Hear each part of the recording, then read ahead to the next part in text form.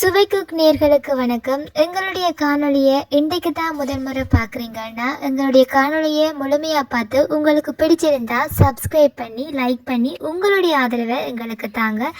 இன்றைய இந்த காணொலியில் நான் உங்களுக்கு சமைச்சு காட்ட போகிறது மீன் கறி தான். முதல்ல நீங்கள் வேண்டி வச்ச மீனை வடிவா கழுவி ஒரு பாத்திரத்தில் எடுத்து வச்சுட்டு அதுக்கு பிறகு தேவையான கருவேப்பிலை, வெங்காயம் வந்து நாங்கள் பெரிய வெங்காயம் தான் பாவிச்சோனாங்க, நீங்கள் சின்ன வெங்காயமும் போடலாம். அதோட தேவையான அளவு உப்பு போட்டு மஞ்சள் போட்டு அதை ஒரு பக்கமாக எடுத்து வச்சுட்டு மீன் கறிக்கு பார்த்தீங்கன்னா புளி கரைச்சி விடணும். நாங்கள் புளியை கப்பி பால், அதாவது தேங்காய் பால் புளிஞ்சு கடைசி பாலில் கரைச்சினாங்க.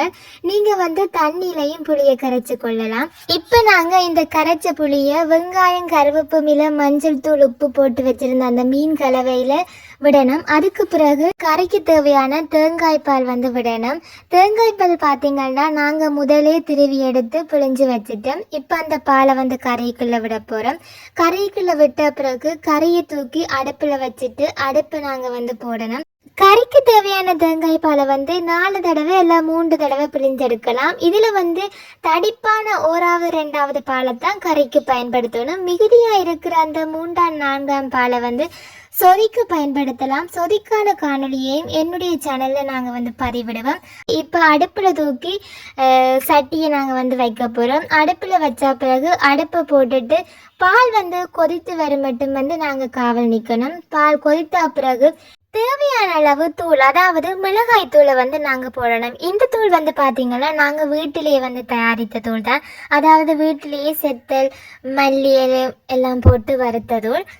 நீங்களும் கறிக்கு தேவையான அளவு மிளகாத்தூளை போடலாம். அதாவது உங்களுக்கு எவ்வளோ உரைப்பு பிடிச்சிருக்கோ அதுக்கேற்ற அளவு கறிக்கு நீங்கள் போட்டுக்கொள்ளலாம். அதுக்காக நல்லா கணக்கத்தூளை நீங்கள் போட்டிங்கன்னா கறி வாயில் வைக்கலாமல் நல்லா உரைப்பாக இருக்கும். அதனாலேயே நீங்கள் தேங்காய்ப்பால் எவ்வளோ விடுறீங்களோ அதுக்கேற்ற அளவில் நீங்கள் மிளகாய்த்தூளையும் போட்டுக்கொள்ளலாம்.